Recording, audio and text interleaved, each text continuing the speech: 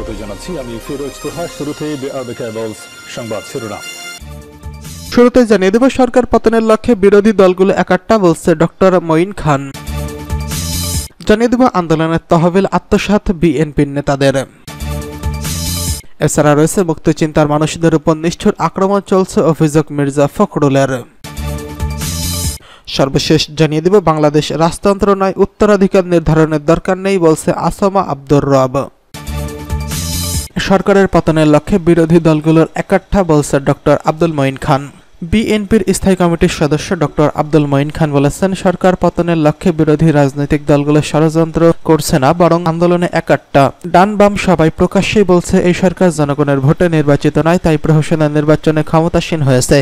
এই সরকারকে জনগণ ভয় পায়। জনগণ দেশের স্বাধীনতা ও গণতন্ত্রের জন্য বছরের পর বছর ধরে আন্দোলন করছে। তারা যে কোনো স্বৈরাচারী সরকারের বিরুদ্ধে ঐক্যবদ্ধভাবে রুখে দাঁড়াবে। শনিবার সকালে রাজধানীর শেরেবাংলা নগরে বিএনপির প্রতিষ্ঠাতা ও সাবেক প্রেসিডেন্ট জিয়াউর রহমানের কবর জিয়ারত শেষে সাংবাদিকদের প্রশ্নের জবাবে তিনি এসব কথা বলেন। এর আগে জাতীয়তাবাদী ওলামা দলের নতুন আহ্বায়ক কমিটির নেতাদের নিয়ে জিয়াউর রহমানের কবরে ফুল দিয়ে শ্রদ্ধা নিবেদন ও বিশেষ মোনাজাত করেন। ডক্টর আব্দুল মঈন খান বলেন, বিএনপির এই আন্দোলন ক্ষমতায় যেতে নয়, ক্ষমতার কাঠামো পরিবর্তনের জন্য। বিএনপির আন্দোলন সেই লক্ষ্যেই রাজপথে আছে এবং থাকবে।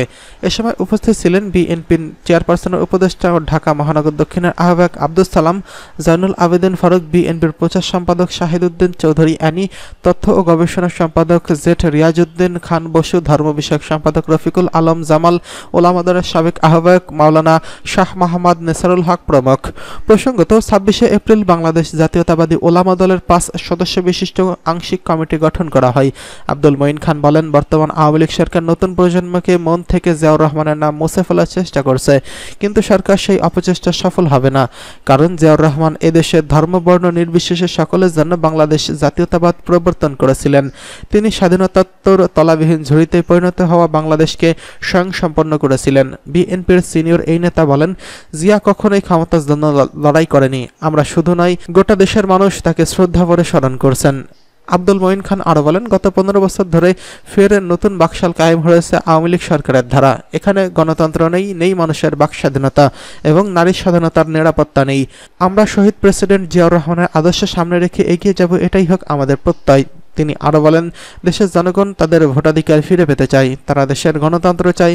তারা কখনো একদলীয় বাকশাল শাসন মেনে নেবে না। একদলীয় শাসন থেকে বেরিয়ে আসতে হলে গণতন্ত্র পুনরুদ্ধার করার কোনো বিকল্পই নেই। এদিকে আন্দোলনের তহবিল আত্মসাৎ বিএনপির নেতাদের। কারো পৌষ মাস, কারো সর্বনাশের মতো বিএনপির নেতাকর্মীদের অবস্থা। কেউ আন্দোলনে জীবন বাজি রেখে লড়াই করছেন, আর কেউ নিজেদের আখের গুছিয়ে নিয়েছেন। আন্দোলনের লাখ লাখ টাকা আত্মসাৎ করছেন। অন্যদিকে তৃণমূল নেতাকর্মীরা হামলা মামলায় জর্জরিত হয়ে এখনও মানবেতর জীবনযাপন করছেন। দলের বিভিন্ন প্রতিবেদন আর জ্যেষ্ঠ নেতাদের স্বীকারোক্তিতে এসব চিত্র ফুটে উঠেছে।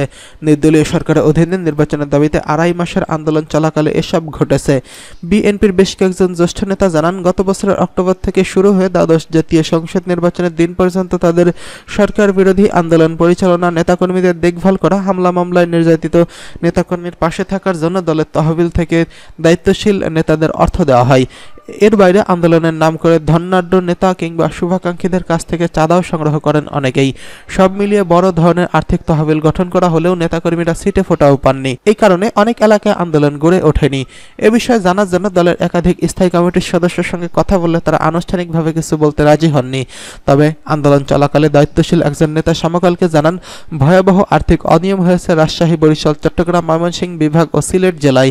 সবচেয়ে বেশি অর্থ লোপাটের ঘটনা ঘটেছে রাজশাহী বিভাগে। সেখানে সাংগঠনিক সম্পাদক রুহুল কুদ্দুস তালুকদার দুলু কারাগারে থাকায় দায়িত্ব দেওয়া হয়েছিল সহ সাংগঠনিক সম্পাদক সৈয়দ শাহিন শওকতকে। বিএনপির নেতারা জানান, দলের পক্ষ থেকে যে অর্থ দেওয়া হয়েছিল তার বাইরেও নেতারা চাঁদা সংগ্রহ করেছেন বলে তথ্য প্রমাণ রয়েছে। তবে দল থেকে যে সহায়তা করা হয়েছে তাও নেতাকর্মীদের মধ্যে বন্টন না করে নিজেদের পকেট ভারী করছেন। দলের কাছ থেকে তারা নাম কাওয়াস্তে হিসাব জমা দিতেও গরমিল করেছেন। আন্দোলনকারীর আয় ব্যয়ের হিসাব জমা দিয়েছেন সিলেট জেলা বিএনপি। ওই প্রতিবেদনে ৮,৭৫,০০০ টাকা আয় এবং ২৫,০৫,০০০ টাকার খরচ দেখানো হয়েছে। হিসাব জমা দিতে বলা হয়েছে, অতিরিক্ত টাকা নিজেরা বহন করছেন। তবে এই প্রতিবেদকের কাছে লন্ডন ও যুক্তরাষ্ট্রে বিএনপির একাধিক নেতার অভিযোগ করে বলেন, আন্দোলনকালীন সময় বিভিন্ন সময় টাকা দিয়েছেন, তার পরিমাণও ২০ লাখ টাকার উপরে, অথচ সেই টাকার হিসাব প্রকাশ করা হয়নি। একজন কেন্দ্রীয় নেতা বলেছেন, নিজে তিনি ৬০ লাখ টাকা দিয়েছেন জেলা বিএনপিকে, সেখান থেকে ৩০ লাখ ফেরত দেওয়া হয় আন্দোলনের পর।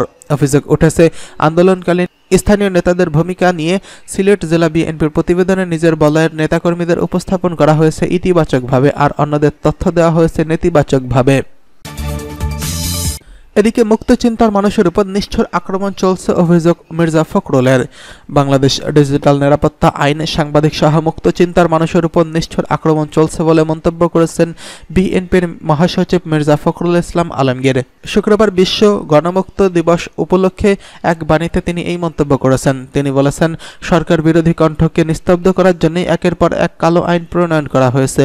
সাংবাদিক ও বিরোধী দলের নেতাকর্মীদের বিরুদ্ধে ডিজিটাল নিরাপত্তা আইনে মামলা দিয়ে গ্রেফতারের মাধ্যমে দিনের পর দিন কারাগারে অভ্যন্তরীণ রাখা হচ্ছে। শুধু তাই নয়, তাদের জামিন পাওয়ার অধিকারকেও বাধাগ্রস্ত করা হচ্ছে। গণতন্ত্রকে সমাধিস্থ করতেই স্বাধীন গণমাধ্যমের অস্তিত্বকে অস্বীকার করে কর্তৃত্ববাদী সরকার। মির্জা ফখরুল বলেন, কোনো স্বৈরশাসকই চিন্তা, মুদ্রণ ও লেখনের স্বাধীনতা সহ্য করতে পারে না। বাংলাদেশে এখন একদলীয় স্বৈরশাসনে মুক্ত গণমাধ্যমের উপর নামিয়ে আনা হয়েছে উৎপীড়নের খড়গ। এক শ্বাসরুদ্ধকর পরিস্থিতিতে স্বাধীন বাংলাদেশের সাংবাদিকতাকে নিরুদ্দেশ করা হয়েছে।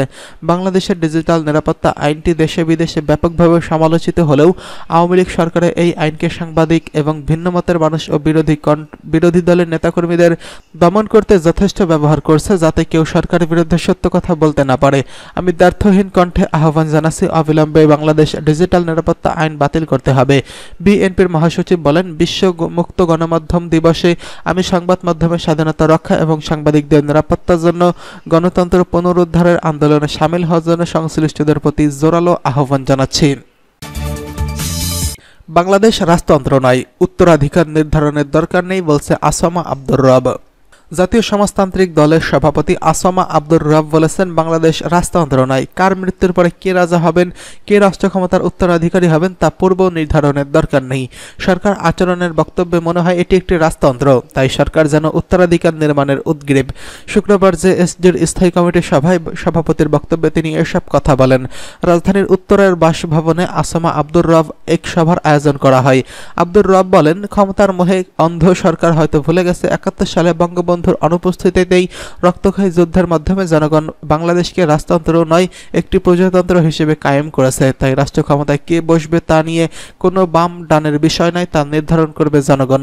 তিনি বলেন, জনগণের সম্মতি ও সমর্থনবিহীন জালিয়াতিপূর্ণ নির্বাচনের মাধ্যমে দীর্ঘদিন ক্ষমতা ধরে রাখা সরকারের ভয় সংস্কৃতি চরম এক বিপন্ন ও ফ্যাসিবাদী ব্যবস্থা কায়েম করেছে। বল প্রয়োগ করে আন্দোলন সংগ্রাম দমন করার মাধ্যমে শাসনতান্ত্রিক উপায়ে ক্ষমতা হস্তান্তরের পথ রুদ্ধ করে সরকার অঘোষিত রাজতন্ত্র প্রতিষ্ঠা যে স্বপ্ন দেখছেন তা অচিরেই দুঃস্বপ্ন পরিণত হবে। জেএসডির সভাপতি বলেন, সরকার পতন ও গণবিরোধী রাষ্ট্র ব্যবস্থা উচ্ছেদ করে জাতিকে ঐক্যবদ্ধ করে দ্বিতীয় বিশ্বযুদ্ধে ঝাঁপিয়ে পড়তে হবে। সভায় আরও বক্তব্য দেন দলের সাধারণ সম্পাদক শহীদুদ্দিন মাহমুদ স্বপন, স্থায়ী কমিটির সদস্য তানিয়া রব, অ্যাডভোকেট সানোয়ার হোসেন তালুকদার এবং বীর মুক্তিযোদ্ধা মোহাম্মদ সিরাজ মিয়া, অধ্যাপক Mohammad Rafiq, advocate K M Jabir, Kamal Uddin Patwari প্রমুখ।